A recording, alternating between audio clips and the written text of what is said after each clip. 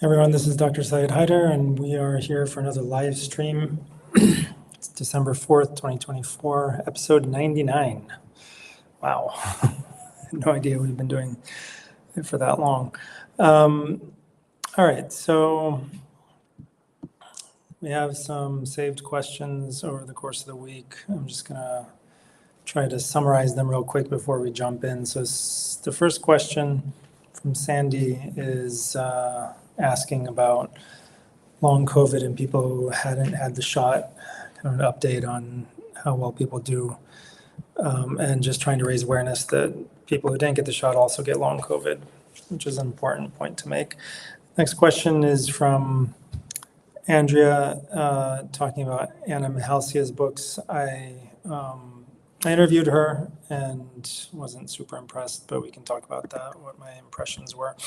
Then the third question is from Lily Vo. She asked about getting an oxygen concentrator, and so we'll talk about that.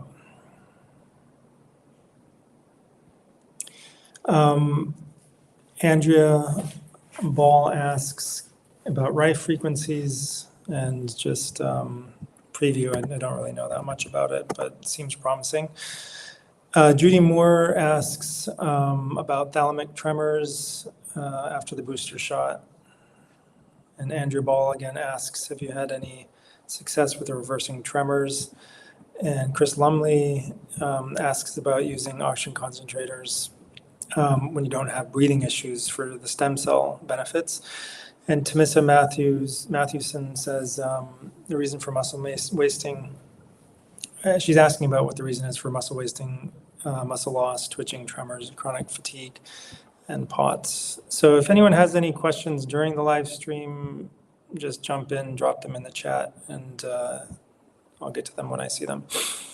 So going back to the first question, Sandy and I, Dr. Haider, any progress on working with clients who had never had shots but had Delta COVID one time and still have elevated spike protein off the charts, which I assume is the antibody to spike, because if this is from the USA, we don't have any testing for spike levels themselves.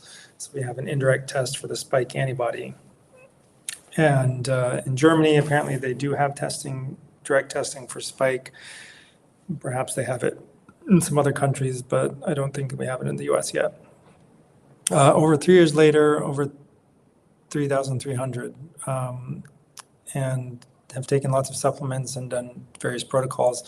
Hear so much about the vax, and we're suffering just as bad or worse. Also have elevated D-dimer numbers, Epstein-Barr virus, and mold, and recovering from stage 3 breast cancer with high-dose vitamin C, no current active tumor cells, which is amazing, great. So just to remind everyone, just get us all on the same page. We do need to understand the basics of what causes health and what causes disease. So why are people healthy and why do they get disease?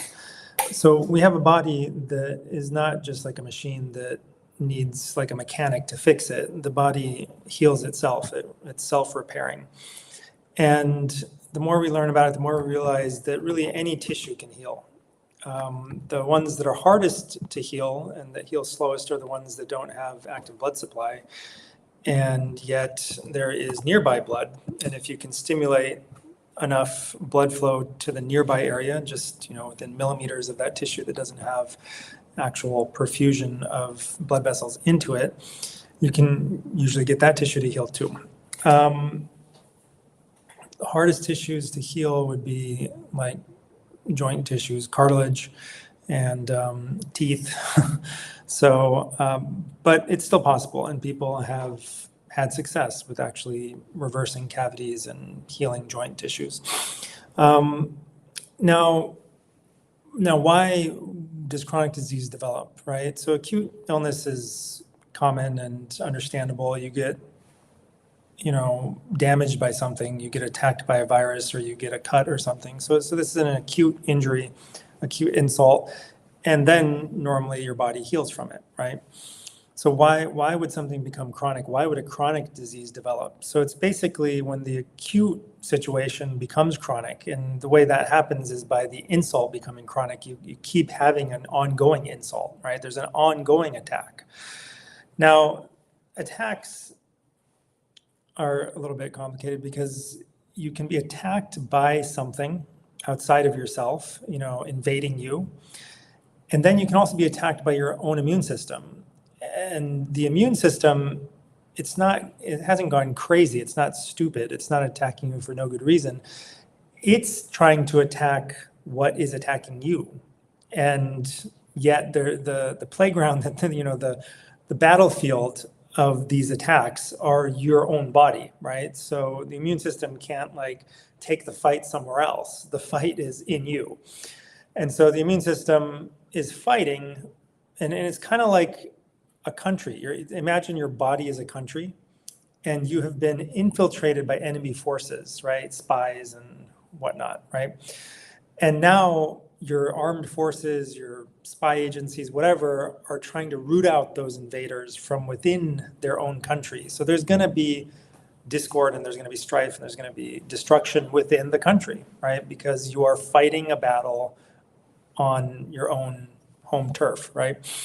So we can have, and usually most of the problems that we have are because of invaders, and then we are trying to fight off the invaders. And when you hobble your immune system from fighting off the invaders, that's when the invaders get deeper and deeper, entrenched within you, more and more entrenched within your tissues and within your body.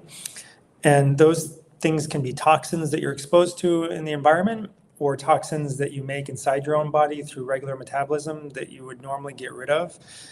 And it can also include pathogens. So pathogens oftentimes will invade or will over multiply, right, from your own microbiome when there's a reason for them to, which means that, for example, mold will multiply when there are a lot of toxins that can soak up and bind up, and actually that helps your body. But at the same time, it kind of,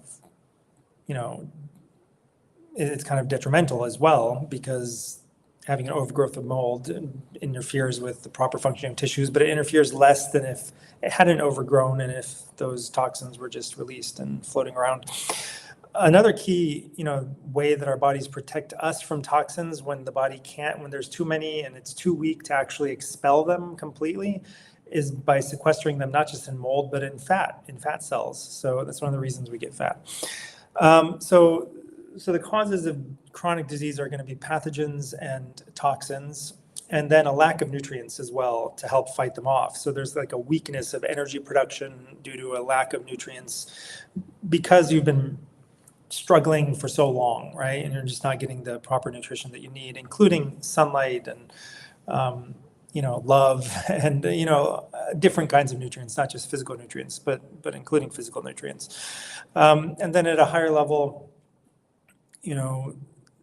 usually there's some sort of emotional or psychological, subconscious reason that's dragging down your whole body, right? But especially affecting certain tissues that it might be. So we know this from ancient medical systems that certain tissues are particularly affected by certain emotional toxins, right? So for example, anger in the liver, or fear and the kidneys, et cetera. So oftentimes the disease will actually begin at that level, and then it'll weaken the tissue because it's being chronically overstressed by a particular overactive emotion. And then that tissue gets to the point where it becomes stressed out enough that it becomes more affected by physical toxins and physical pathogens. And then, as it wears down and the toxins increase and you start to have symptoms, usually the response is to limit the symptoms. You focus on the symptoms, physicians focus on the symptoms, patients focus on the symptoms, and they do all these things to make the symptoms go away without understanding what the real deeper cause is, right? So usually we're hobbling our own immune system from acting. And when we do that, our own immune system tries to break free from that limitation, from the limitation of the steroid or the antihistamine or whatever medication we're using. Really, almost all medications in modern medicine are aimed at somehow preventing the immune system from doing what it needs to do to try to help you solve your real problem of the pathogens and the toxins. And that includes trying to lower your cholesterol, trying to lower your blood pressure, trying to lower your sugar, trying to lower everything, all these things that you're doing. Your body's doing them for a reason. It's trying to help you solve the underlying problem. And what it really needs is you to help it solve the underlying problem, right? It needs a helping hand instead of obstruction. But we obstruct it, and that worsens the root cause underlying problem. So this is really important to understand, and really it applies to everything. Okay, so whatever example you have, yes, it applies to that. So the solution is worse than the perceived problem, right? Sometimes the perceived problem, that can harm you, right? So elevated blood sugar can harm you over a long enough time span. But if you help the body do what it's trying to do in getting to the deeper root cause of the problem, then you will succeed in lowering the blood sugar without forcing the blood sugar lower, right? So all of these treatment modalities that we use in modern medicine are hacks. We're trying to hack the system without understanding the root cause, right? So we're not fixing the reason the blood sugar is high. We're finding some other molecule that forces the blood sugar down, right? So we're not addressing, so even if there was one molecule, which there's usually not, that is raising the blood sugar, we're addressing some other, something else that's not that root cause that's raising the blood sugar. And so this applies to all disease, quote unquote diseases. The diseases are essentially trying to solve a problem for you, right? They're the body maneuvering within an environment where it can't perfectly solve the problem without any downside risks, but it's doing the best it can, and it's doing the absolute best that can be done with what it has. You can tip the scales into actually solving the problem by giving your body what it's missing, what it needs to do so. So yes, as you point out, people who never got any shots have severe long COVID, and they, I'm not sure if you still have long COVID or if you just have lab, values elevated or whatever. And this is why elevated lab values alone, or one of the reasons elevated lab values alone aren't really helpful in determining what should be done, is because they usually act as a target, right? So you have elevated D-dimer, you have elevated, antibody levels to spike protein, and you're like, oh, well, my, the antibody immune, that part of my immune system that makes the antibodies, the B cells, that is overactive. I need to decrease its activity. I need to suppress its activity. I need to take some herb or some supplement or some medication that suppresses that arm of my immune system. That's completely misunderstanding, right? Like, you have to come at it with the assumption that your immune system is doing the best it possibly can for the situation that you're in. It's raising the antibodies for good reason, right? So I don't think you're making that mistake because you're interpreting it to mean that the antibodies are elevated because there's spike protein there. It would be great if we could confirm that. We can't, so we're not 100% sure, but it's a good assumption. It's a good starting point. So the question becomes, why is spike there? So spike can be there for a lot of reasons. This is something that I was discussing recently with Hakeem Shabazz. There's a number of possibilities. One is that the modified mRNA from the shot, which I know this patient didn't have, Sandy hasn't taken the shot, but for people who did, and the other possibility is that they're shedding from the shot, which gets into Sandy or somebody else who never got the shot, and then works in the same way. So the mRNA somehow gets inside you, the modified mRNA from the mRNA shot, either through shedding, which is a possibility, or through getting the shot yourself. Either way, you get the modified mRNA inside your body. It's been modified in such a way that it doesn't break down very easily. It's been shown to persist in the body without being broken down, as it should have been, for months. And who knows how long it actually persists. So there's persistence of that mRNA, and then it continues hijacking cellular machinery to make spike protein. And then perhaps, the cells that have been hijacked, they're destroyed by the immune system, as they should be, hopefully. And once they're destroyed, the modified mRNA is like expelled out into the intercellular space, and perhaps it gets picked up by other cells. And then it makes them, start creating spike protein, and then they get destroyed, and then it just keeps, it just continues. It just keeps getting picked up by more and more cells. So perhaps that's one of the reasons that's going on, that the body doesn't have enough enzyme power to break down that modified mRNA. Maybe you need to help it. Maybe you need to take some pancreatic enzymes, or escalate the doses of nattokinase or serrapeptase or lumbrokinase. And maybe you just need more enzymes, which, our ancestors used to get from eating pancreas and eating, raw vegetables and raw meat and all kinds of stuff, right? Stuff that we don't really eat so much anymore. So it's a possibility, and that's a possibility. Another possibility is that the virus itself there's a chronic infection in your own body. And I know a lot of people, like Bruce Patterson, I haven't talked to him recently, but he was convinced last time I spoke to him that there is no evidence, and that we've looked and we haven't found any evidence of chronic active viral infection. But we haven't looked everywhere, right? So we've looked in a lot of our own tissues, but it might be acting as a bacteriophage, which means a virus that infects bacteria. So it's possible that the bacteria have taken up either the DNA plasmid from the shot or the actual virus itself, because by now everyone's been infected multiple times. So that's infecting viruses somewhere in our body, and the viruses are creating spike protein, and it's just ongoing creation, or it's infecting a parasite, or it's infecting something else, right? Some other microorganism that's in us.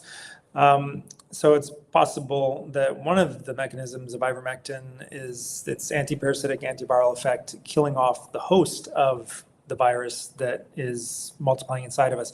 And if those viruses are multiplying inside of microorganisms within us, they are protected not just by the microorganism, but by the kind of mucus layer that's secreted around those microorganisms. And so the body is... these microorganisms have like these microbial communities where they help each other survive within a hostile environment, right? So those are a few of the possible reasons that you might have persistence of spike protein being generated in your body. And so now you don't have to know all of that to know what to do, because what you have to do is essentially always the same, regardless of the disease. You assume you have toxins, you assume you have pathogens, and you assume that you have micronutrient deficiencies, and you just address all those three things, right? So you increase nutrients, and you try to limit your exposure to toxins, first of all. So you have toxicity inside you already. You need to shift gears from like toxins coming in, being stored wherever they can, wherever your body can possibly stick them. And you need to shift gears to like the body realizing, oh, there's not any more toxins coming in. Now I'm going to start to expel them, right?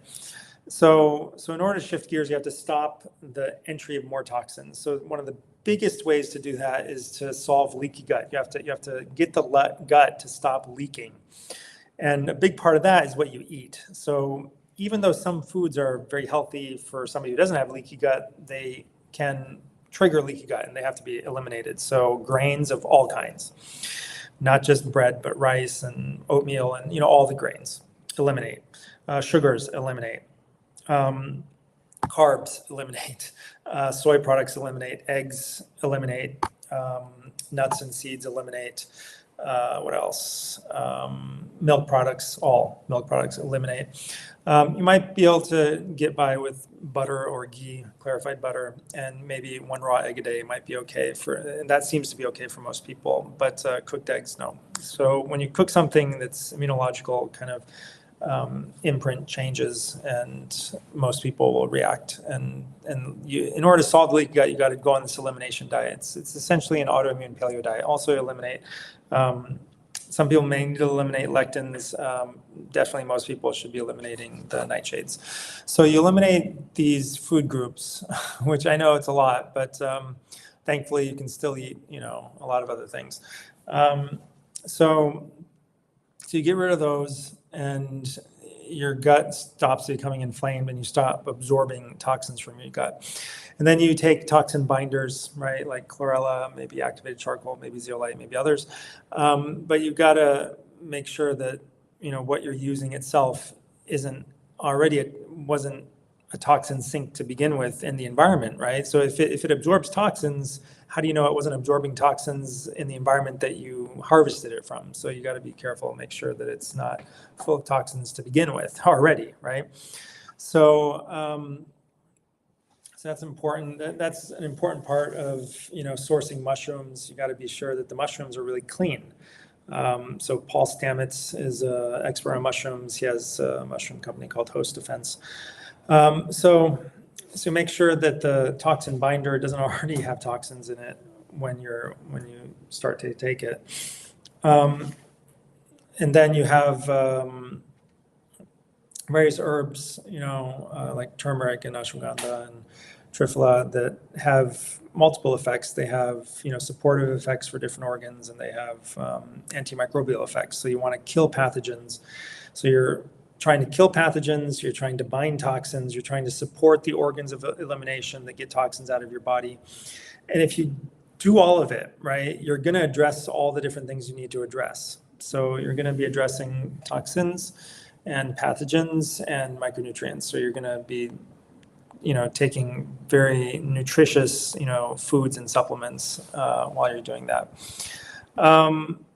And that will help you get rid of Epstein-Barr virus and mold, and eventually it'll get, all of the things that you see out of whack back into whack, or back under control. So your D-dimer will go down. But you have to be addressing those root causes rather than simply trying to correct the problems that you perceive, right? So you have to make the assumption that you have toxins that need to be released. I need to be sweating every day. I need to be having good bowel movements every day, urinating a lot every day, supporting my liver and gallbladder. Coffee enemas are probably indispensable for most people. And, those are the basics. And if you do all of that and you do it for long enough, you will get better, and all of these things will normalize. Okay, so Andrea Ball says, I've been hearing about Dr. Anna Maria Mahalskia's new books, Transhuman 1 and 2. Let me just go to the live chat for a second. Aisha Shum says, what should one do about a ganglion cyst? A loved one got it drained at the doctor's, but it came back. And any thoughts on berberine? So it's the same basic approach, right? So you're assuming that there's toxicity, pathogenicity, and micronutrient deficiencies. And when you make that assumption, you will be able to solve any problem, including a ganglion cyst. So what is a ganglion cyst? I wish I could show a picture, but basically lumps that appear along the tendons or joints, usually of the wrists or hands, but can also happen in the ankles or feet. Typically filled with a jelly-like fluid. They're not cancerous. The mainstream perspective is we don't know what causes them, right? So there's some sort of toxicity, and toxicity doesn't just mean, like I said earlier, it doesn't just mean like physical toxin in your tissues. It could mean some sort of, insult to the tissue that's a physical insult. It could be inside you, it could be outside of you, right? Maybe there's something that's rubbing on that spot over and over again and irritating it. Maybe there's like overuse of a certain joint in a certain way, right? You're doing something with that joint and overdoing it. And then there's psychological, emotional things that are affecting that joint, right? Specifically, and allowing, maybe creating the circumstances, that are required for that particular symptom to manifest itself. So really getting to the, into like why a particular person has a ganglion cyst or anything, right? Why something is particularly affecting a specific person at a specific time, you have to ask them about their whole life, right? You have to ask them, what's stressing you out? And usually people be like, nothing, I don't have a stress, right? But you keep pressing until you get to it, right? Because it's there. Everyone has stress of some kind, either environmental or psychological or whatever. And yet most people are doing something like, staring at their phone all day long on, some app that helps them to forget about that stress, right? And, whatever it is that they're doing, consuming some sort of media usually, or overworking, or, reading too much, or whatever it is, right? There's always going to be something that almost everyone in the modern world will do to quote unquote deal with their stress, but it doesn't deal with their stress. It just shunts it away from their, conscious mind and their awareness, and, so that they don't consciously feel bad, but then it shunts it into some physical manifestation, because the stress has to be expressed, right? So whether it's going to be expressed in a ganglion cyst, or whether it's going to be expressed in heartache, or, worry, or, in some, it will be expressed, right? So that people have to understand that literally every symptom has some manifestation at an emotional level, right? And even if it was like, somebody shot you, okay, that will manifest at an emotional level. Maybe the causality is reversed, right? Maybe it went from the physical to the emotional level, and then it affects the emotional level. But either way, there's always going to be a reflection at every level of your being, right? You're going to believe something about it, about what happened to you, the shot. You're going to have some emotion about it. You're going to have, some physical reaction, obviously, some biochemical reaction. So like your whole being responds to everything that happens. And if you have an emotional insult, it will be reflected in every other part of your being as well, including the physical. So when it's not a direct physical cause, which it usually isn't only a direct physical cause, there's usually, deeper levels to it. You have to address the emotional and the whatever other levels, trauma, whatever else happened, beliefs, even, incorrect beliefs about reality, while you're addressing the physical, the things that make it possible to express itself physically. You can also address those. But if you only address the things that make it possible for a disease to express itself physically, and you don't address the real reason that's creating those physical causes, then the disease will come back, or some other disease will manifest. I mean, if you make it impossible for yourself to manifest a certain disease by like hacking the system to the point where like there's just no way to express that disease there, it'll create some other problem somewhere else, right? The hacks themselves will cause other problems, but the disease will itself also manifest somehow, either because it becomes so strong that it overwhelms the hacks, or it just shunts it to some other part of your body. So anyway, I can't give you the solution, but it'll probably involve putting castor oil on it, along with addressing whatever you figure out is the deeper underlying cause of it. And while assuming that it has something to do with toxins and pathogens and lack of nutrients at every level of your being. Thoughts on berberine? Berberine is probably helpful for people who have, a lot of issues. Like most plants, plant-sourced nutrients and, herbal supplements, it's got a lot of use cases. But the thing that I think of most is helping people who have insulin resistance, which most people do. So that was one of the reasons I mentioned low carb, because if you're sick, you have insulin resistance. If you have a chronic illness, you can just assume that you're insulin resistant, even if you're skinny, even if you have normal blood sugars. So berberine helps with that. And let's see, what else can we do with it? It helps with regulating metabolism, energy levels, by activating the AMPK enzyme.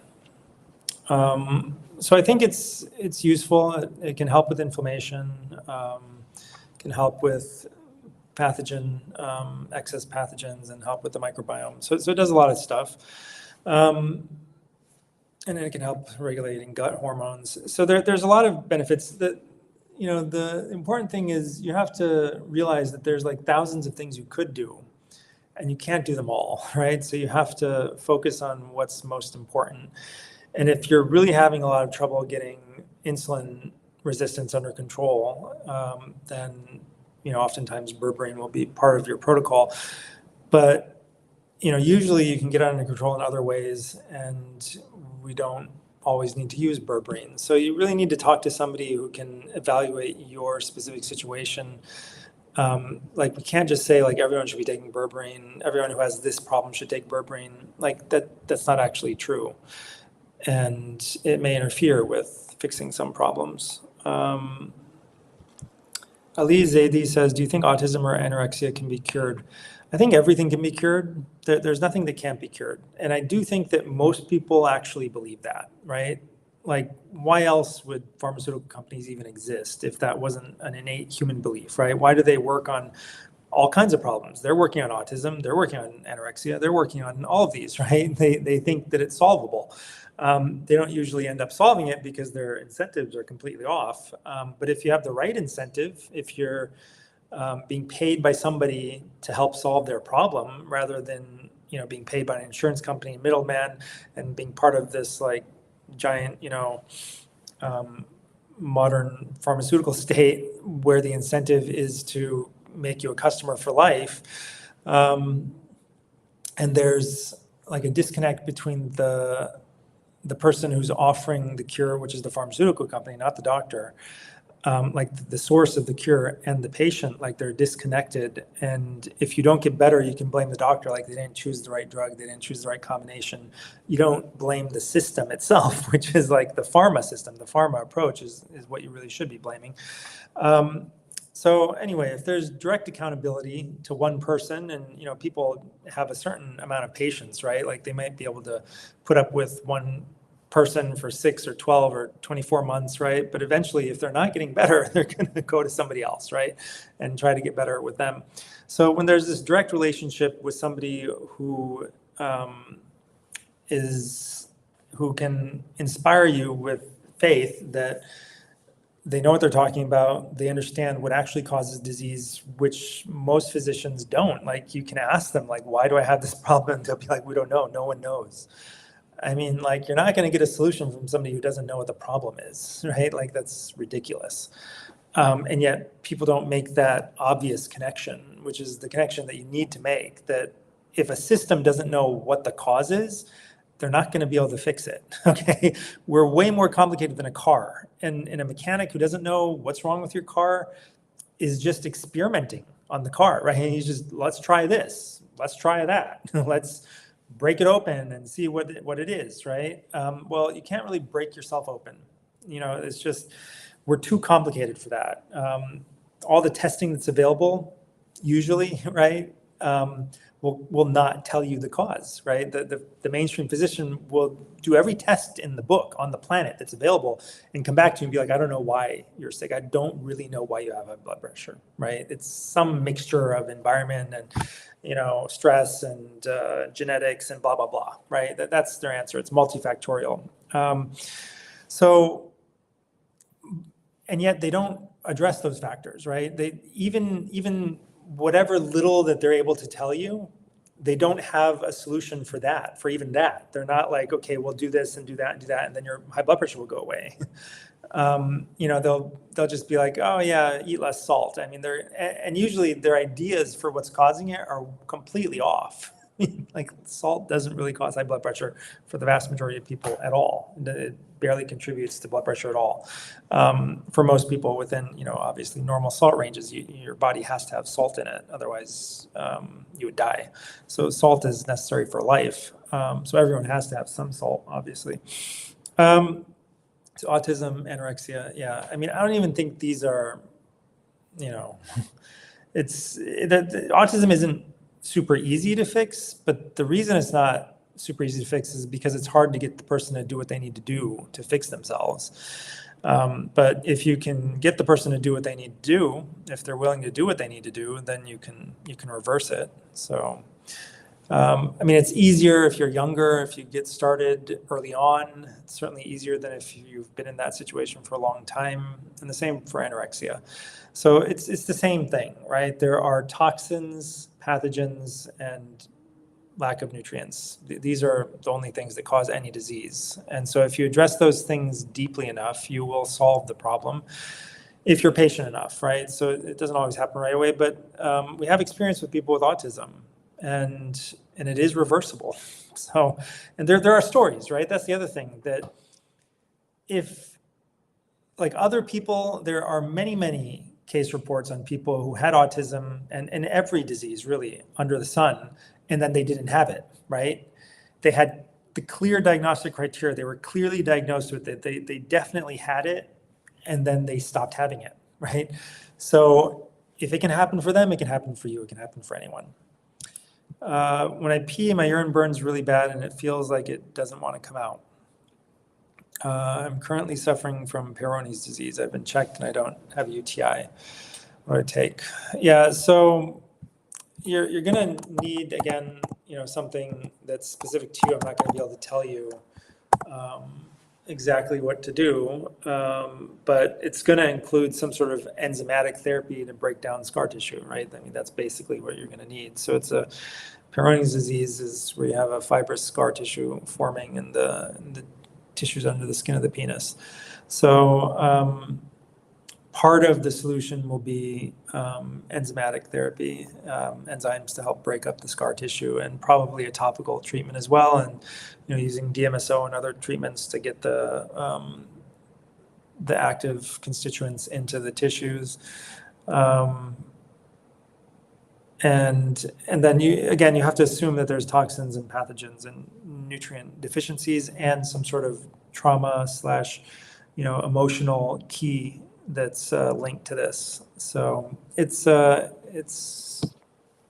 possible to fix, like anything, but you're going to have to talk to somebody about it. And I would just go to Hakeem Shabazz. If you want the most direct avenue to getting better from anything, first of all, you have to understand what kind of things he's going to ask you to do, and that it's going to take significant investment of time and effort and energy. It's not really as expensive as really any other, deep solution. I mean, we're not talking about tens of thousands of dollars. We're talking about, maybe thousands of dollars, but, we're talking about thousands of dollars, and in the low thousands probably, and just a significant commitment of time and effort over the course of 6 to 12 months, and you will see results.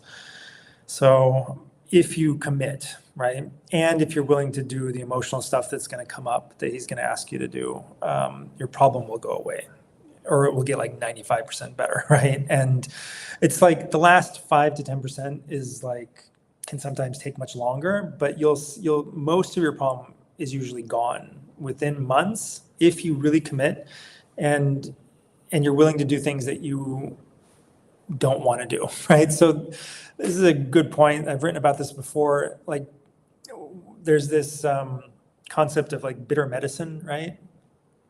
Like, where does that concept come from? And that concept comes from the fact that the thing that you have, the problem that you have, is a reflection of some imbalance within you. You've been doing something wrong. Okay, something has been going wrong, and it's been going wrong for a long time, and you've gotten used to this state of affairs. In order to solve that, you have to change this state of affairs that you've gotten used to. Okay, you're going to have to do things much differently. You're going to have to do things that you don't like. If you like eating sweets, you're going to have to stop eating sweets and start eating bitters. Okay, if you had been some weirdo who just ate a bunch of bitters all the time your whole life, then you would have had to stop eating the bitters and start eating sweet stuff. Okay, so depending on what you've been doing, you're going to have to do like the opposite. You're going to have to upend everything. Okay, if you really want the fastest way to getting better, which is bitter, right? That's whether or not it's technically bitter. The point is that it's bitter for you. It's a bitter pill to swallow. It's something that you're not used to, that you don't want to do, and you're gonna have to change. So let's get back to Andrea Ball's question about Dr. Anna Mahalsia's books, Transhuman 1 and 2. Anna Mahalsia believes the virus, vaccine shedding bring nanotechnology into the body. She found that 1,500 milligrams of EDTA when given via IV along with high-dose vitamin C via IV or 8 to 10 grams daily orally, and 50 milligrams of methylene blue can break down the hydrogel clots, and the nanotechnology is confirmed by dark field microscopy testing of the blood and symptom remission following these protocols. Do you agree? Is this the only way? She doesn't think the nattokinase works or even fully, or even the nicotine, and if EDTA is needed. I have osteopenia, and though my kidney numbers are now in the normal range, I had a brief period where there were issues because of something I was taking. There was also protein in a 24-hour urine test many years ago. Plus, Andy Cutler protocol says not to use EDTA unless you've completely detoxed mercury. I have not. So can I safely use EDTA? I'm not going to tell you what to do based on this much data. So, honestly, I don't know, right? So we just need a lot more information. And I would not recommend anyone just go and find a protocol online and just do it, right? You're not going to have truly deep healing by just following a generic protocol. What you will often have is some improvement, right? Maybe 50, 70, 80%, 90%, maybe even 100% symptom improvement you can get from a generic protocol online. But that doesn't mean that it's actually addressed the root causes. It doesn't mean that it's addressed all of the toxicity and the pathogenicity and the support that you need. It's just like anything this simple is just going to be a hack, right? It's not going to fix the deeper problem. And even if it did, like say you had a cancer or something and it kills the cancer, there's something beyond the cancer. There's toxicity beyond the cancer and you haven't gotten it out. So yeah, EDTA is a helpful chelation therapy for a lot of toxins, but you need to do like some prep work. You need to prepare your body for when you start to bind toxins to get them out of your body, right? And then going to the underlying assumption here that it's nanotech, whatever. So basically she's seeing something under the microscope. We don't know what that is, okay? It's probably a chemical garden. Look up chemical garden on YouTube. It's just when various chemicals combine and they look like they're growing, right? It looks like things are growing. It looks like a garden in like real time, things growing, plants growing, right? Like it looks like growth. It looks like it's alive. And yet it's not alive. It's just chemical reactions, various chemicals combining with each other, and then they make, the appearance of like growth. so it looks like something is growing and dividing and interacting and doing stuff, and yet it's just dead matter, right? So she's seeing something. She's seeing chemicals that are combining under her microscope, and she's seeing stuff in the blood of people, right? So, and is she adding something to the blood? Is there some change happening to the blood when it interacts with oxygen in the air? Is there some change happening in the blood when it interacts with light from the microscope, et cetera, right? Even, whatever, like, is there some change that happens with the chemical constituent, like the stuff that's been injected into the person when it comes in contact with a different temperature? We don't know, right? So we don't actually know what's happening in the body.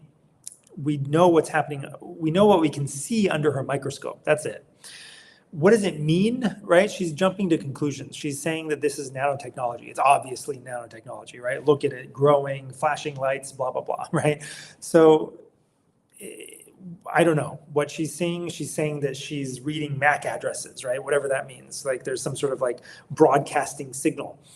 And so the reason I am skeptical here is that I asked her some like simple questions of like, well, let's approach this scientifically. I'll go along with you. I'll assume that like we're at the point where we have the capability of such advanced nanotechnology. Let's just take that as a possibility, a possible given, right? An assumption. Okay. Now, if there's MAC addresses, if people are literally broadcasting, these things that you can detect, right?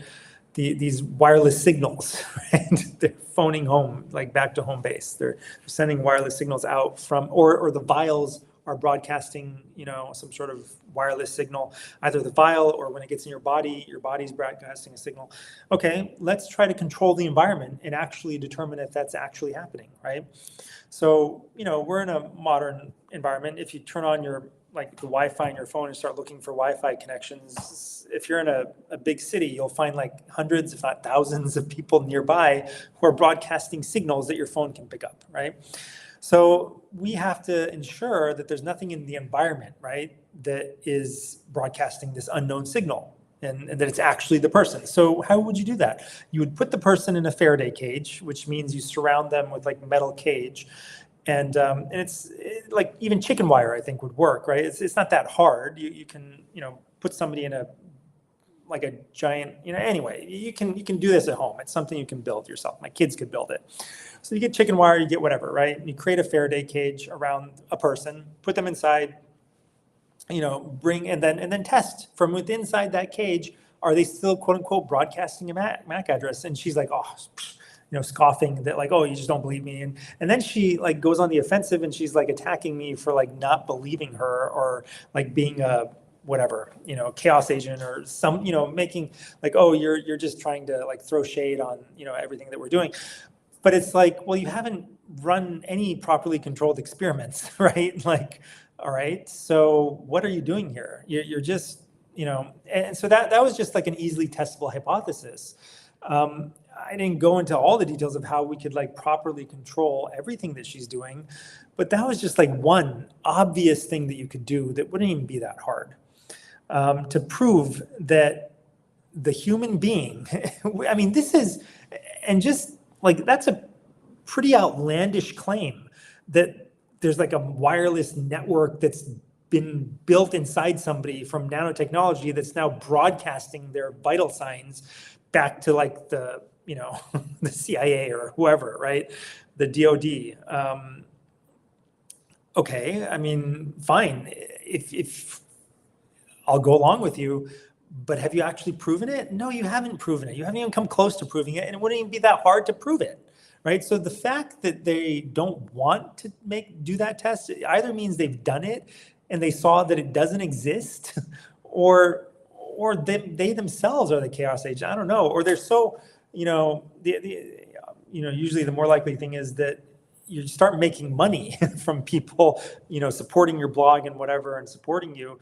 And you just don't want to know. You don't want to know the answer. I don't know. So anyway, there were some obvious holes in the theory that could have been easily plugged and the fact that none of these people want to do some simple actually controlled experiments that would prove beyond any doubt that what they're saying is actually going on. I mean, that in itself just shows me that there's probably nothing to see there. Okay, like I don't even want to waste my time with it. So, but things that she's doing like the EDTA, the high-dose vitamin C and methylene blue, these help a lot of people. So does it help everyone? Who knows, right? Where's the controlled experiment? Where's the, the case series of the, last 100 people she's tried it on and their results, right? Like, it's easy to, like, you can do anything, literally anything. I can give you a sugar pill. I can give a sugar pill to 100 people, and like 60 to 80% are going to get better somewhat, right? Maybe 50%, maybe 10% are going to get completely cured of whatever they have, whether it's cancer, heart disease, whatever, okay? And then another 40% are going to get like 80% better, and 30% are going to get 20% better, whatever, right? Sugar pills are really powerful. The placebo effect is really powerful, especially short term, right? Like all your symptoms may vanish and then they come back, months later. So whatever she tells somebody to do, whatever she tells a large enough group of people to do, will work for enough of them that they'll start to talk about it, right? And then whoever it doesn't work for, I mean, this is basically the way how all medicine works, not just modern mainstream medicine, not just alternative medicine, but all medicine. Even what Hakeem Shabazz does, like everything across the board utilizes the placebo effect, right? And you want to actually use that. But the point is that you want to be honest, right? And the other way that it works is that anyone who it doesn't work for, you're going to say, well, they didn't do it the right way. They didn't do it long enough. They didn't follow my directions properly. And that also applies to Hakeem Shabazz, because that's just true, right? So it could actually be the case that that's true, but it's also an easy out for somebody who might actually believe, she might believe that this is the cure for whatever she's trying to cure, right? The nanotech or the long COVID or whatever problems people have from the shots. She may truly believe it. And then if it doesn't work for somebody, she'll be like, oh, you didn't do this right, you didn't do that right, you didn't do it for long enough, you didn't try it long enough, and then eventually it becomes too expensive and the person just gives up or whatever. And she's like, oh, well, if they had done it a few more times, they would have gotten better. If I had administered it, I would have, made it work, whatever. You're always going to have some sort of theory for why it didn't work in a particular situation. And so that's why, yes, like we need to actually use science for real, right? Actually have controlled experiments and controlled situations and have a lot of like cases to go through in order to figure out, is what I'm doing actually doing something here? Or are we just, dealing in placebo effects? And, a lot of people are just dealing in placebo effects. And then some people, if they're honest enough and their patients are honest enough with them and they have enough experience and people are willing to actually be patient with the therapy and go back and forth and troubleshoot, right? So like Hakeem Shabazz, doesn't always solve the problem in a few months with the first thing that he gives somebody, right? Like it's a process. It's like a great war, right? Things are going to change as soon as the bullets start flying. Like the whole situation on the ground will change and you'll have to like make on the fly decisions and respond to the changing situation on the ground. So the situation inside a person's body changes, right? Once you inject and once you introduce some therapy, the whole environment changes, the whole like battle space changes. And then you have to decide what to do next, right? So there's it's not static. It's not like just like there's one like solution and you give it to the person and then they go home and they're cured after 3 months and they come back and they thank you and they go and tell everyone. They start off with something and then everything changes and they come back and they describe what changed and what got worse, what got better, whatever. And then you change, the protocol and then they go back and they do it. And it's this back and forth that needs to go on for a sustained period of time in order for you to solve the problem eventually, to actually solve it. So great question. And,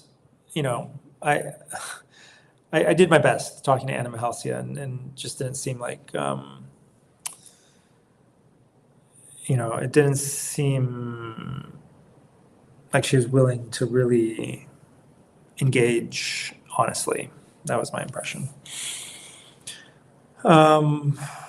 Is there a temporary fix for the burning urine? There very well could be. Just because they can't find an infection doesn't mean there isn't an infection. So I would assume you have an infection. Take chlorine dioxide, take D-mannose. You can look up and find the doses online. That would be a start. But there's a lot of, I think, colloidal silver also. So it depends on the dose. You have to take the right dose. And the way you figure that out is you start low and you just gradually increase the dose and until you get up to a good dose and see if it works or not. So I don't know if it's because of an infection, then those things will probably wipe it out.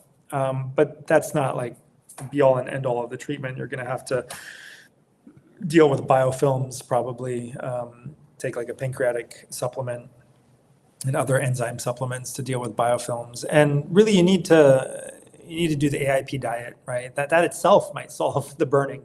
So you need to recruit your own immune system. You can't just take antimicrobials alone.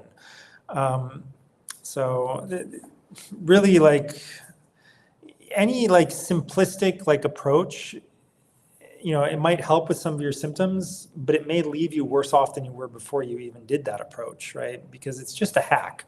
It's just like a little piece of a bigger puzzle. And if you just do a little piece of the puzzle, you're not actually solving the puzzle. You might end up worsening the situation longer term and making it harder to actually fix it later when you really do get serious about it. So,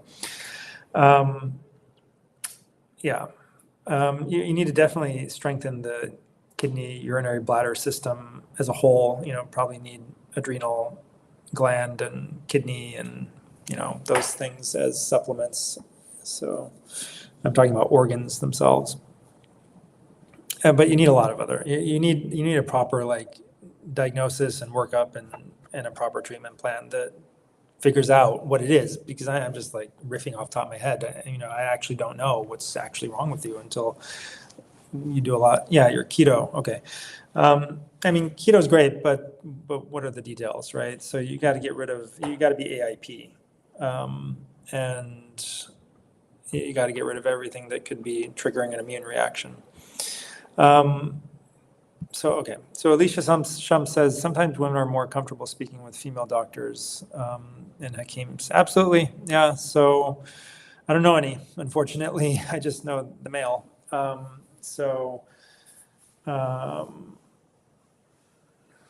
That's the only person I know. And my wife, she talked to him too, and she's very hesitant to talk to anyone as well, but she spoke to him with me, and I don't know. So,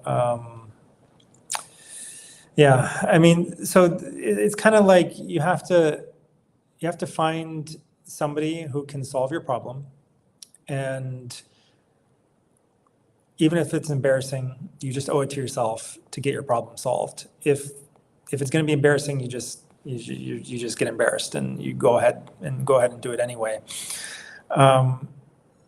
And the reason that it's important, I think, it's not just because it's really life or death, right? This is your life, and your health is about life and death. It's a life and death situation, because if you're sick, it means you're much less likely to live as long as you would live and as healthily as you would live if you weren't sick.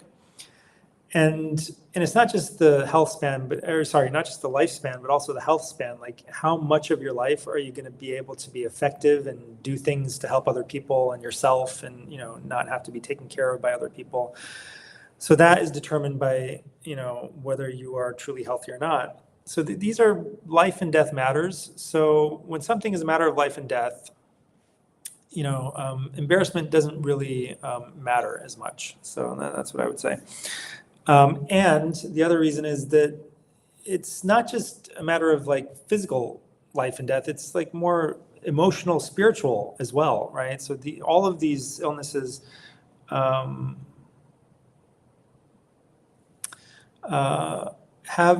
they mean something about your psyche and about your spirit, right? So your spirit manifests itself in the world and with what happens to you.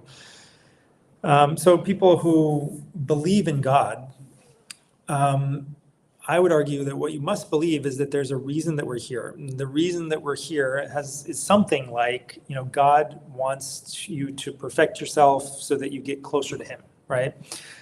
Something along those lines is what the great religions believe about the meaning of life, the reason for existence.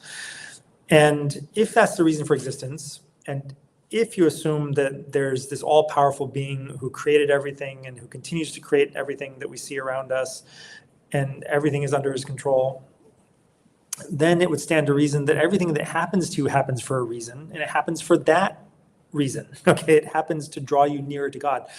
How do you draw nearer? You get to know yourself better. So the things that are around you that happen to you reveal you to yourself. They reveal the way that you react to them tells you something about yourself.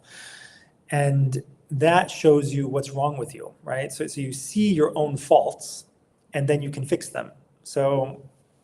And one of those things that you see is the illness that's in your body. So these are important matters that, where, again, embarrassment, I don't think should play a role. And if it does, you just ignore it and just charge ahead. You just be brave. Are there doctors willing to give COVID jab exemptions? Yeah, I'm one of them. You can go to mygotodoc.com and get a COVID vaccine exemption. Tour de Lance says, I'm in a current low stage of ketosis. Great. I have one more question. My wife can't stop coughing. It's been 2 weeks. She's not coughing anything up. She just coughs. What do you think she can do for like a home remedy? Breath work is probably the place everyone needs to start who has a chronic cough. So coughs, they irritate the throat, and then that irritation makes the person want to keep coughing, and then the coughing irritates the throat, and the irritation makes them want to keep coughing. So it's like a vicious cycle. That's one reason that people have these chronic coughs where nothing's coming up. Another reason is the breathing patterns, like the software that runs the hardware of your body, of your breathing patterns, has gotten disrupted because of some illness or something. and that needs to be like rewired. And so breath work will help with that. Just forcing yourself not to cough, right, as long as you can, and drinking sips of water to help you prevent yourself from coughing for as long as possible will help you to get over the cough. So you have to retrain your brain and your breathing. So that's where you begin.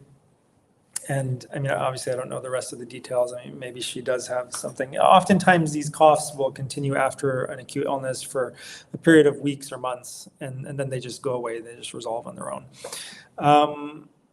Yeah, and you can even like sit off screen. You don't even have to show your face. You know, you can just whisper to your husband if you want, and he can talk to Shabazz. So it's up to you. You can do it any way you want to do it.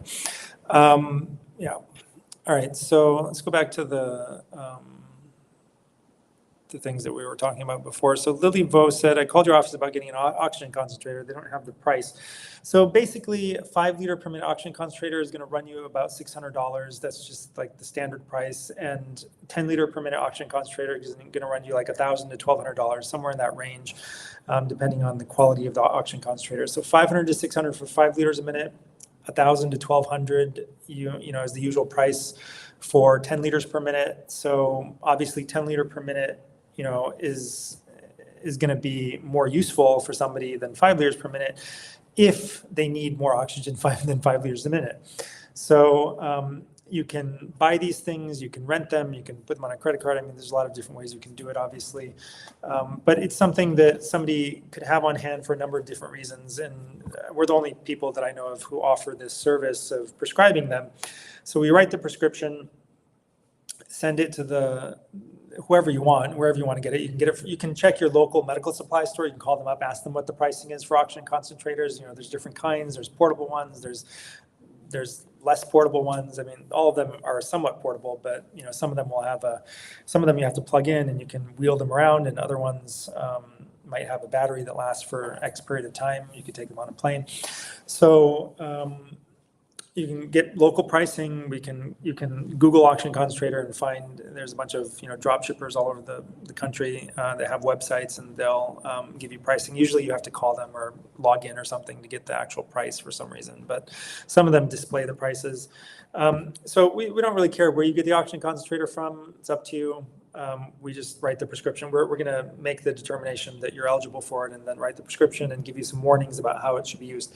So there's two main use cases that we're thinking of trying to help people with. One is that you have some sort of chronic illness and you're trying to get better from it by stimulating stem cell production. And you can do that even if you don't need oxygen.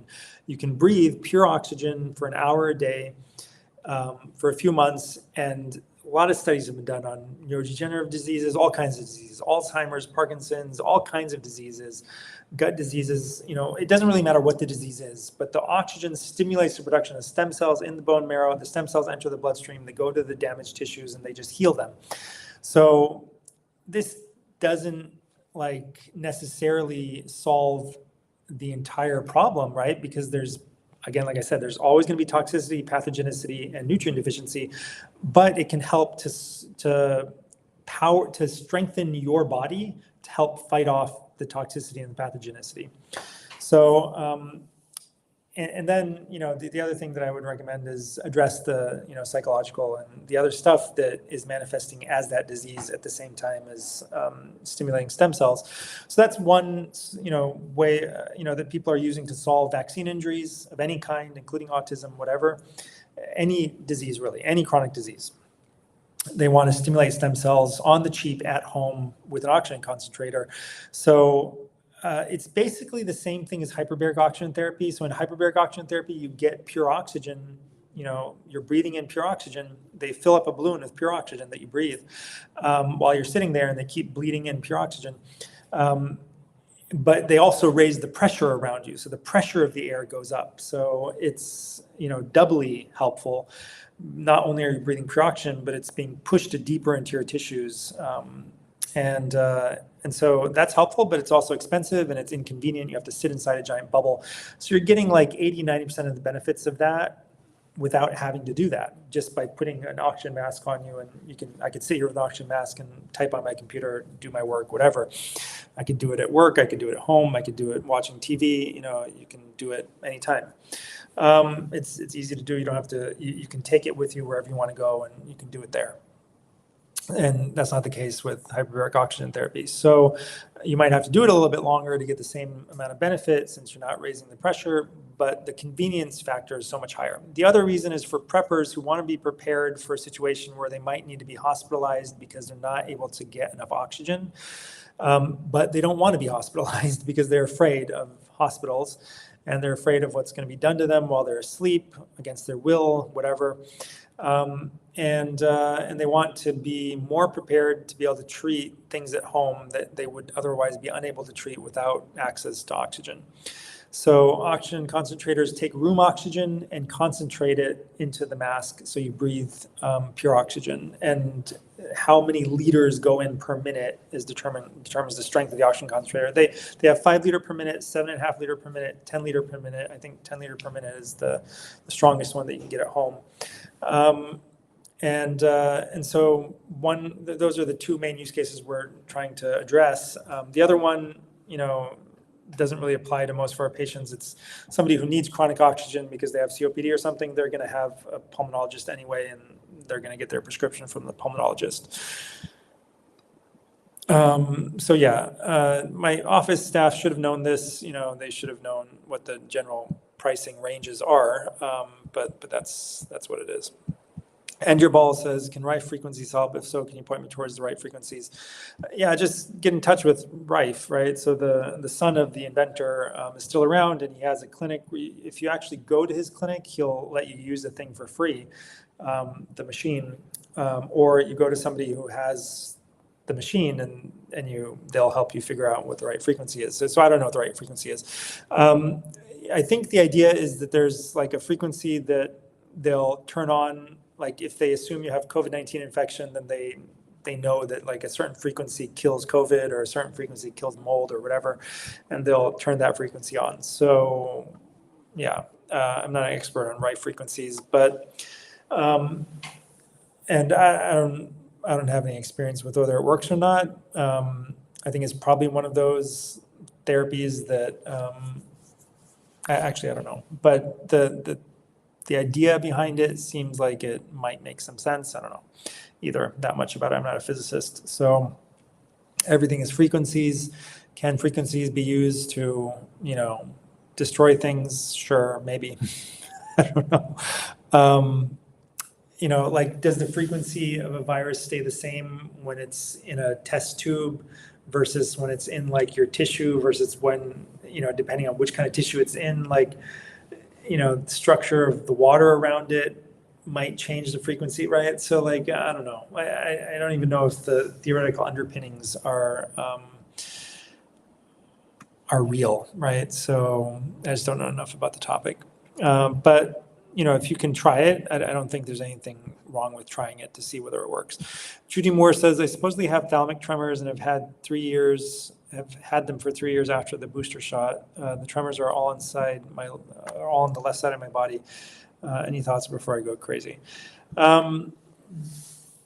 So toxicity, pathogenicity, that's the be all and end all of disease, plus micronutrient deficiency. So perhaps there's a toxin in your brain, and toxins oftentimes end up in the brain because it's so fatty, and toxins are oftentimes stored in fat. And so a lot of them get stored in the brain. So there are a lot of detox methodologies to help get the toxins out of your brain. And one of them is this detox cream that you make at home. I provided the recipe for it. And it includes DMSO to help the things like the turmeric and the different things penetrate deeply into in and around the neck veins and the neck lymphatics, where it will decrease inflammation in this area, and then help to open them up and help to suck out the toxins that are in the brain and the pathogens. And then you have to do that along with getting really good sleep. You have to optimize your sleep. So whatever it takes to do that, you have to do that. So you have to sleep well every night, sleep enough, and use that detox cream. And then once the toxins are sucked out of the brain, you have to actually get them out of your body. So you have to be urinating properly and defecating properly and sweating properly, and you have to do that every single day. So you need a comprehensive protocol, but you can definitely fix this. Now, let's just come up with like a theory here, right? So let's say that somebody has toxins and pathogens, and because of those toxins and pathogens, their body's trying to fight them off, and it's using up all these micronutrients, and it runs low on B12. Okay, great. Now, B12 can cause like basically any neurological symptom. So, okay, so you give the person B12 and their neurological symptom goes away. And then you're like, oh, well, you were just deficient in B12. Just take B12 and you'll be fine. Well, that's not the real problem, right? The real problem is the toxins and the pathogens. It's like, why did you become low in B12? That's the real problem. And it's usually, that is usually the root cause problem. It's not just that you've had a poor diet for years and whatever, right? That's certainly part of the problem, but it's not the root cause. And then you have to take it even further, like I said before, into the emotional realm and the realm of, more subtle toxins and pathogens, right? So emotional toxins, pathogens, energetic toxins, pathogens, so, or energetic deficiencies like a lack of sunlight, lack of grounding. All of these things are usually involved. Judy says, I supposedly, we already answered that. Andrea says, have you had success with reversing tremors? They started in my legs when I got COVID. I'm not vaxxed. If so, how? Yeah, so the question is just too generic, right? Like, we need to know what's causing your tremors. Again, it could be like B12 deficiency, but then why is that there? It's there because of toxicity, pathogenicity. It could be because of just micronutrient deficiency, some other micronutrient deficiency, not B12. It could be due to inflammation around all of your nerve fibers, and it's just particularly, being exposed in a specific, area, a specific symptom, because that's kind of the weak link in your body.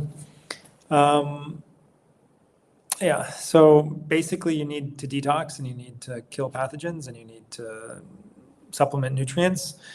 And so like sometimes people will just be like, oh, that's too complicated. I don't want to talk to Hakeem Shabazz. There's too much effort. I don't want to do a comprehensive protocol. I'm just going to try things that one after the other.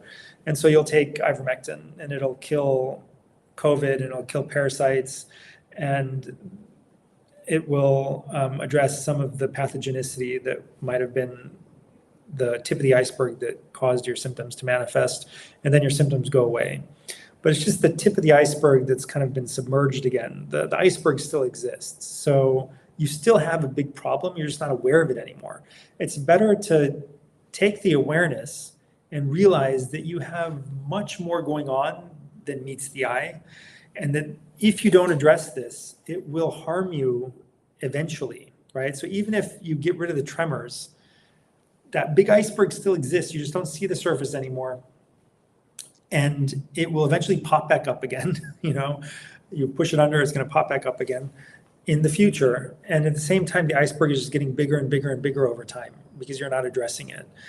And eventually it might just be, much, much harder to fix, or it might pop up as something much worse than just tremors. It might pop up as some sort of chronic progressive degenerative disease, right? Where the disease gets worse over time instead of just staying as tremors. So you need to actually take things more seriously than just let's just try ivermectin, let's try B12, let's try this, let's try that. And really, you have no idea what's actually wrong. You're just trying things that work for other people's tremors. This is not actually helpful, right? It's actually harmful. If I give you some hack, some easy fix for tremors, right? Take this herb, everyone who takes it, their tremors go away. That's not actually helping you. That's actually hurting you. So I don't want to hurt you. I want people to actually benefit. So people need to take their problems more seriously and figure out what's actually wrong with them and then fix them. And that can't be done with just a generic protocol of I'm just gonna, okay, I'm gonna do some coffee enemas, and I'm gonna find out what Dr. Haider was doing for himself or what he did for this particular patient. I'm just gonna copy that protocol. Get your own protocol, right? Somebody else's protocol is not meant for you. It's not it may harm you, right? So Chris says, is it safe to continue using oxygen concentrator once a week for cell repair, even though I no longer have breathing issues? Yeah, I think it should be safe, but every kind of medical treatment like this, I've answered this question before, right? Like the real answer is no one really knows, right? Because no one's ever given somebody oxygen once a week. And I think it might have even been you who asked this question. I mean, my answer is the same. Have we ever given you oxygen once a week for 70 years to know whether it's safe for you or not? We haven't even done it for other people, let alone for you, right? So no one really knows the answer. So this gets to like the heart of like just healing, right? You either take less risk or more risk. There's a spectrum of risk. There's one side is very, very low risk. You just change what you're thinking and feeling and, the lifestyle stuff. And the other side of it is extreme risk, right? Like chemotherapy or something, right? That takes you to the edge of death. And in between, there's a lot of other levels of risk, right? So taking turmeric is more risky than like, going and getting sun, something that's just natural, or drinking clean water, right? So turmeric is safe, but it's not as safe as drinking clean water, right? In normal amounts. And, EDTA chelation is safe, but it's not as safe as taking turmeric, right? So nothing is like 100% safe if it's not like just a natural part of living. Oxygen, when you're breathing it in, pure oxygen, it's causing oxidative stress. That's why it's triggering stem cell production. So that's stressful, right? But we hope it's a good form of stress. And so I don't think that oxygen once a week is very risky at all. Many people have done it for prolonged periods of time and benefited from it. Whether you're going to benefit a lot from just doing it once a week, I don't know, right? Like if you don't even know what you're treating, right? Like you may not even know if you have a problem, right? Like you want to use it once a week for cell repair. Do you even need it for cell repair, right? Like you have to have some proof that there's something that needs to be fixed. So it's more risky to use oxygen once a week when you don't even know if you need it versus if you know you need it, right? Like the risk-benefit ratio is skewed more towards risk when you're just like, well, I'm just going to use it just in case I need it. I'm just going to use it, right? That is inherently more risky and less beneficial, than if you know you need it for something specific and you're going to take it until that thing has been solved, right? Or as long as that thing, continues to be an issue, you keep using it. So, all of these variables, I don't think that anyone can give you an answer, even if they were able to talk to you and get all the details about your life and how you're using it. I don't think there is any good answer, unfortunately. But, I think Shabazz, would be able to tell you like, hey, you don't really need this, right? If you go through his protocol, beginning to end, and, there's probably safer ways of accomplishing the same thing than using an oxygen concentrator. But they may not be as easy, or as, you may not like them as much, but so I don't think that it's necessary. It's not particularly dangerous thing to do. Tamissa says, reason for muscle wasting or muscle loss, twitching, tremors, chronic fatigue, POTS. Yeah, I mean, all the questions are the same answer, really. Like, maybe I should stop doing this because I just keep giving the same answer. I could have a robot up here saying, toxins, pathogens, lack of nutrients. That's always the answer to everything. So obviously inflammation caused by toxins, pathogens, lack of nutrients. The immune system attacking your muscles is going to lead to muscle wasting. Why is it attacking the muscles? Because there's toxins and pathogens in the muscles that need to be rooted out, that need to be gotten out. Why are there tremors and twitching, and why do you have chronic fatigue? Obviously, it's like the answers are like silly. It's like, well, you have chronic fatigue because you can't make energy, right? And why can't you make energy? Because your mitochondria aren't working, or because your electromagnetic systems aren't working properly. Gerald Pollack, the scientist who discovered easy water, or who popularized it, pretty sharp guy, seems to be pretty sharp, and he recently published a paper just in November, recently, last month, on this theory of his that we don't actually absorb oxygen from the air. We actually strip electrons off of the oxygen, and they combine with the hemoglobin, and they go to tissues, and they basically help to replenish electricity, right, that we've used up. So we are bioelectrical. We know that our body works on bioelectricity. The general assumption is that you actually absorb oxygen with electrons, and then you're utilizing electrons from food, and you're stripping electrons from water when sunlight hits your skin. And so there's a lot of different ways that we get electrons. We get electrons from grounding, so we get electrons from a lot of places. But it was interesting that there's some conundrums. There's some unsolved, some questions in the biology of breathing, in the physiology of breathing, that just don't make any sense, right? So it's like we don't really understand how oxygen crosses from the alveolar space into the blood. It doesn't seem like it should be possible, because oxygen and nitrogen are about the same size, and oxygen passes through, but nitrogen doesn't pass through. It's like, why is that? So, and then he mentions that there's these deep sea fish where there's not enough oxygen to sustain them in the deep, deep ocean, like the Mariana Trench, for example. And so they appear to breathe electricity. They strip electrons from water. And so, he's suggesting that perhaps that's what we do as well. So my point here is that there's very little, we don't actually know that much, which actually brings me back to the oxygen concentrator thing. And just as an aside here, that, it might be beneficial, rather than breathing pure oxygen, to breathe more negative air, right? Air that has more negative ions in it. And so I've published a blog post on that, a while back, where flowing water will help to increase the negative ions in the air. So like an indoor water feature.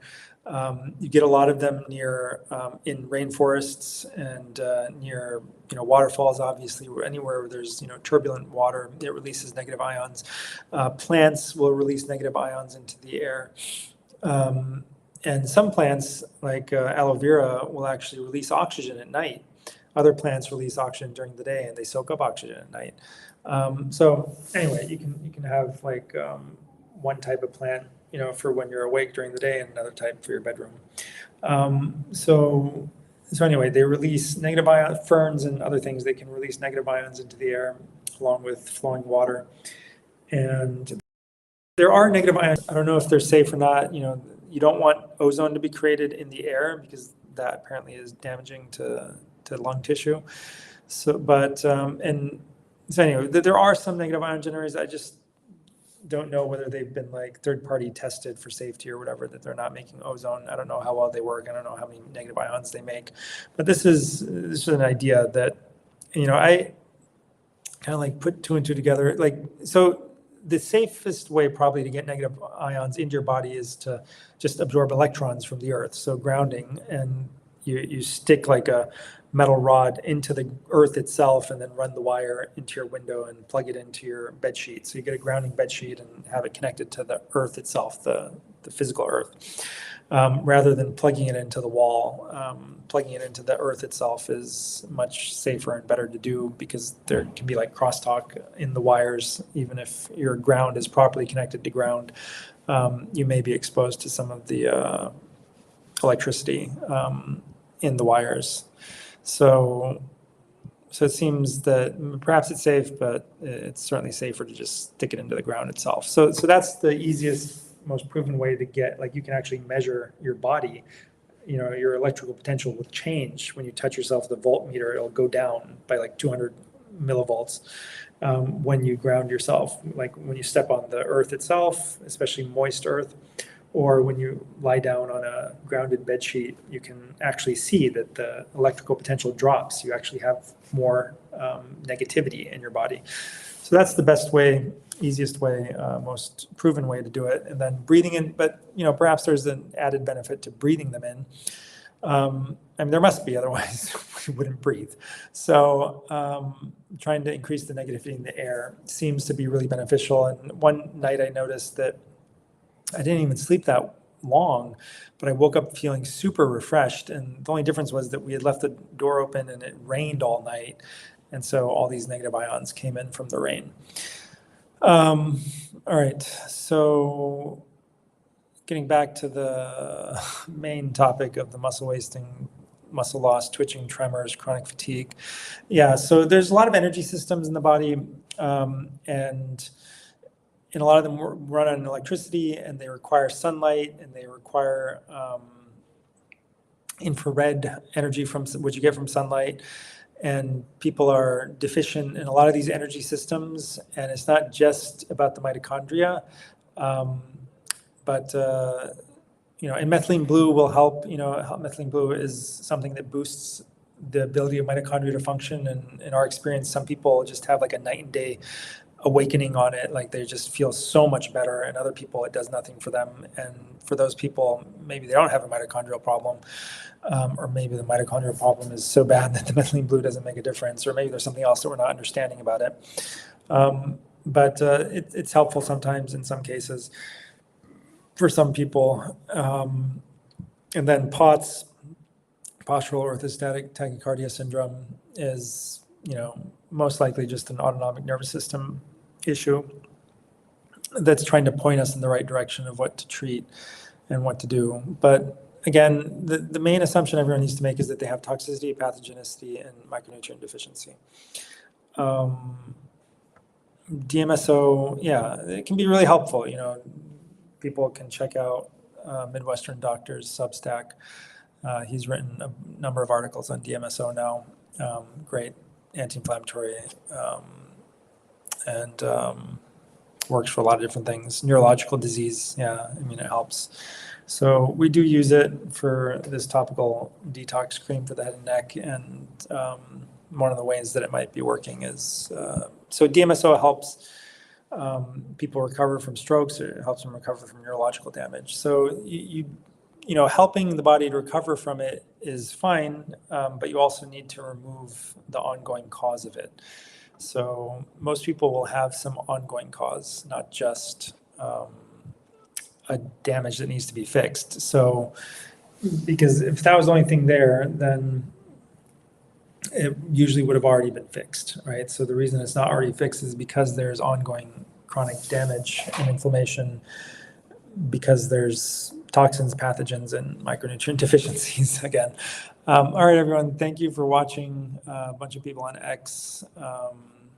Thanks for following and watching, and like and subscribe and share this if you benefited. All right, everyone, thank you, and I will see everyone again next week, same time, same place.